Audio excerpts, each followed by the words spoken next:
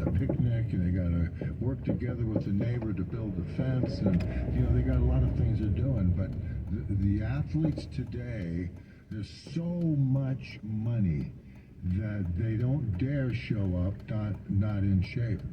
And so they'll show up to training camp ready to go. They'll have to take their exams, as it were, and study hard, which they do.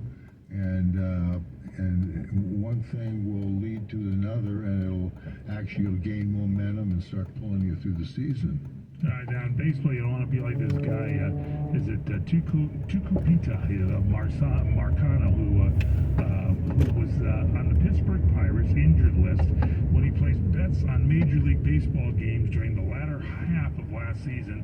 He received the punishment. He's got apparently a lifetime ban now from Major League Baseball. This gaming thing first it started with Shohei Ohtani's interpreter, and now it looks like it's spread. Now this guy's banned forever. He's got a lifetime ban, Fred.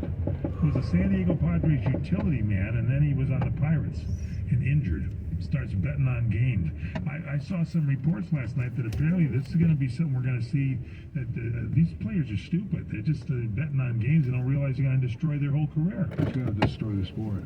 It is. The gaming stuff is there now to bet on. They actually broadcast games, and they're sponsoring the games to go ahead and place your bets. Yeah, it's turning into an ugly fistfight sports, and I don't know. As I said earlier today, I'm not. Oh, I hate Napa.